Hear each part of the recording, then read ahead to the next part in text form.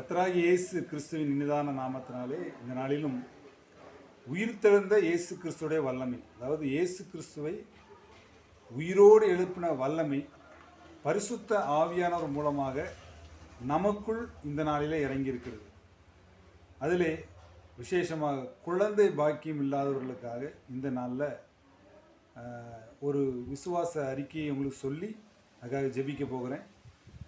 நீங்கள் ஜெபிக்க வேண்டியது என்னன்னு சொன்னால் விசுவாச அறிக்கை. ஏனென்றால் ஆண்டவர் சொல்லுகிறார், பரிசுத்த ஆவியானவர் சொல்லுகிறார், நீங்கள் இயேசு கிறிஸ்துவை பிதாவாகிய தேவன் தம்முடைய வல்லமையினாலே உயிரோடு எழுப்பினார் என்று விசுவாசித்து அதை அறிக்கை செய்தால் ரட்சிக்கப்படுவீர்கள். ரட்சிப்பு என்பது ஆத்ம ரட்சிப்பு மாத்திரமல்ல, இந்த உலகத்தில் நாம் துக்கத்தோடு துன்பத்தோடு ஏதோ ஒரு வகையில் தோல்வியோடு கட்டப்பட்டிருக்கிற ஒரு சூழ்நிலையிலிருந்து விடுதலை பெற்று ரட்சிக்கப்பட வேண்டும். ஏனென்றால் இயேசு கிறிஸ்து இந்த உலகத்தில் கஷ்டப்படுகிறவர்களுக்கு அற்புதம் செய்து ஆசீர்வதித்து பின்பு அவர் தேவனுடைய ராஜ்யத்தை ஸ்தாபித்தார். அதே ஆண்டவர் இன்றைக்கு உயிரோடு இருக்கிறார். அவர் நம்முடைய எல்லையில்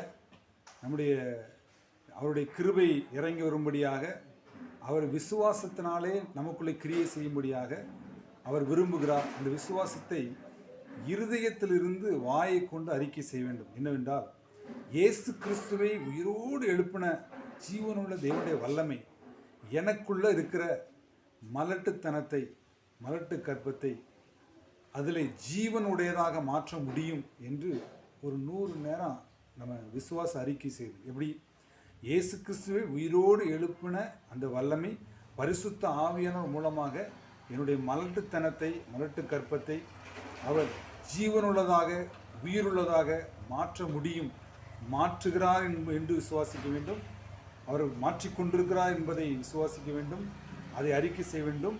பின்பு மாற்றிவிட்டார், அவருடைய உயிர்த்தெழுதலின் வல்லமை என்னுடைய கற்பத்துக்குள் இறங்கி, இந்த மனைவியுடைய கற்பத்துக்குள் இறங்கி, எனக்குள் இறங்கி ஒரு ஜீவனை கொடுத்து உள்ளே அந்த கற்பத்திலே ஒரு உயிரை கொடுத்து விட்டதுக்காக ஸ்தோத்திரம் என்று அறிக்கை செய்து ஒரு 50 நேரம் 100 நேரம் டெய்லி அறிக்கை செய்து ஆண்டவர் துதித்து பாடும்போது கண்டிப்பாக அற்புதம் நடக்கும். ஜெபிப்போமா? இயேசு கிறிஸ்துவின் இனிதான நாமத்தினாலே இயேசு கிறிஸ்துவை உயிரோடு எழுப்பின அந்த ஜீவனுள்ள தேவனுடைய வல்லமை, ஆமேன். இதை கேட்கிற, இதை எங்கே ஷேர் பண்ணுறாங்களோ அவங்களுடைய எல்லையில் வயிற்றுக்குள்ள, ஆமேன், இயேசுவின் நாமத்தினால் கர்ப்பத்துக்குள்ள, ஆண்களாக இருந்தால் அவருடைய சரீரத்துக்குள்ள அது பாய்ந்து சென்று அற்புதம் செய்து குழந்தை பாக்கியத்தை கொடுத்து விட்டதுக்காக ஸ்தோத்திரம். இயேசுவின் நாமத்தில் பிதாவே, ஆமென்.